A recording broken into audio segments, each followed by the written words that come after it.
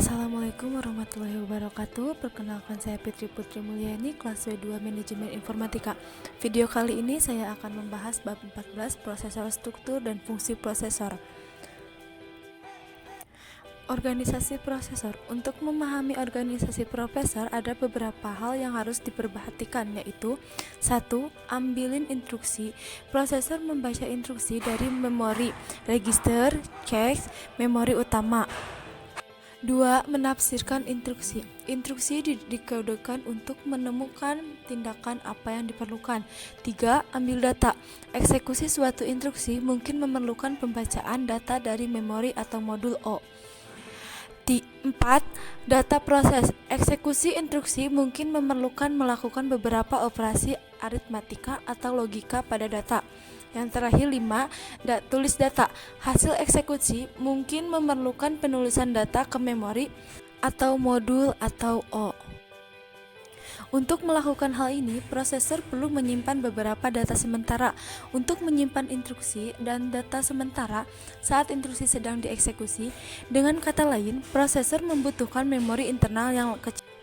Selanjutnya, gambar 14.1 adalah tampilan prosesor yang disederhanakan yang menunjukkan koneksinya seluruh sistem melalui bus sistem.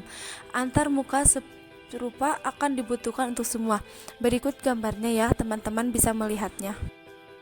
Selanjutnya, organisasi daftar. Seperti yang telah kita bahas, sistem komputer menggunakan hierarki memori. Pada tingkat hierarki yang lebih tinggi, memori lebih cepat, lebih kecil, dan lebih mahal per bit.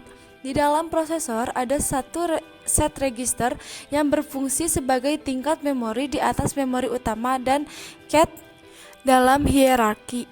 Register diproses melakukan dua peran, yaitu 1. Register yang terlihat oleh pengguna. Aktifkan pemrograman bahasa mesin atau rakitan untuk meminimalkan referensi memori utama dengan mengoptimalkan penggunaan register. 2. Kontrol dan register status digunakan oleh unit kontrol untuk mengontrol operasi prosesor dan oleh program sistem operasi yang memiliki hak istimewa untuk mengontrol eksekusi program. Selanjutnya, jenis-jenis register. 1. Register terlihat pengguna. Register yang terlihat oleh pengguna adalah register yang dapat direferensikan melalui bahasa mesin yang dijalankan oleh prosesor. Kita dapat mengkarakterisasikan ini dalam kategori berikut. 1. Tujuan umum. 2. Data. 3. Alamat. 4. Kode kondisi. 2. Register serbaguna dapat ditugaskan ke berbagai fungsi oleh programmer. Terkadang penggunaannya dalam set instruksi ortogonal terhadap operasi, artinya register tujuan umum apapun dapat berisi operan untuk opkode apapun. 3. Register data hanya dapat digunakan untuk menyimpan data dan tidak dapat digunakan dalam perhitungan alamat operan. Contohnya termasuk berikut ini. 1. Pointer segmen. 2. Register index. Dan 3. Petunjuk tumpukan. Kontrol dan register status. 1. Penghitung program PC berisi alamat instruksi yang akan diambil. 2. Register instruksi IR berisi instruksi yang terakhir diambil. 3. Register alamat memori MAR berisi alamat suatu lokasi di memori. 4. Register penyangga memori MBR berisi kata data yang akan ditulis ke memori atau kata yang paling baru dibaca.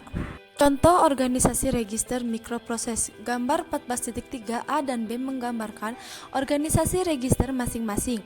Register internal murni seperti register alamat memori tidak ditampilkan. Selanjutnya, siklus instruksi. Siklus instruksi mencakup tahapan berikut. 1. Mengambil, baca instruksi selanjutnya dari memori ke proses. 2. Menjalankan, menafsirkan opkode dan melakukan operasi yang ditunjukkan. 3. Mengganggu, jika interupsi diaktifkan dan interupsi telah terjadi, simpan status proses saat ini dan layanan interupsi. Dan yang terakhir ada contoh gambar siklus instruksi. Seperti yang digambar ya, teman-teman bisa melihatnya. Sekian video dari saya. Wassalamualaikum warahmatullahi wabarakatuh.